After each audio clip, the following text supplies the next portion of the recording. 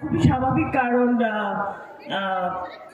আজকে একটা সপ্তাহের মাঝখানের দিন, সেখানে সবাই কাজ থেকে ফিরে তারপরে খাওয়া দাওয়া করে এসে অনুষ্ঠান দেখবেন, অনেক রাত্রি পর্যন্ত চলবেন। অনেক সুন্দর সুন্দর শিল্পী এখানে আজকে উপস্থিত আছে। এতক্ষণ গান গাইছিলেন অপর্ণা খুব সুন্দর গান গাইছিল, আমি শুনছিলাম। তারপরে কৌশিক খুব ভালো গান গাইলো। আমি অপর্ণা কৌশিক দুজনকেই আরেকবার মঞ্চে ডাকবো যাতে এসে আমাদের আরো একটু গান শোনায়। আর আমাদের মিউজিশিয়ান ভাইরা তো সন্ধ্যে থেকেই আজকে দারুণ দারুণ সহযোগিতা করছেন সকলের সাথে। আর আমাদের অ্যাঙ্কার ভাইও খুব মজা করছেন, কালো চশমা পরে সবাইকে আনন্দ দিচ্ছেন। তো ভালো লাগছে আমাদের অ্যাঙ্কার ভাইকে?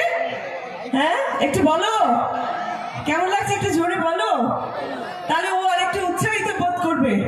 কি একদম, আপনি আসছেন মানে উৎসাহ ভাব হবে না। হ্যাঁ, তো তুমি কিছু বলো। আমি তো বলেই যাচ্ছি, এবার তো আপনার কাছে শুনবো আমরা অনেক কিছু। সে তো আমি তো বলবোই, আমি নাকি নাকি আচ্ছা, এখন আমি বলবো না নায়িকা বলবে? কে বলবে? কে? না না, তাহলে বলতে হবে তুমি বলবে বলবে আমি শুনবো। বাবা, গান তো কি মনে পড়ে যায়। ছোলা মুড়ি খাবো, ফুচকা খাবো, আর উঠোনে বসবো না, বাগানে বসে গানটি করবো, তাই তো নাকি?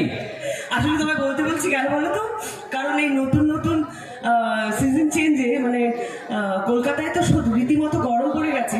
আমার যেটা এখানে এসে ভালো লাগছে সেটা হচ্ছে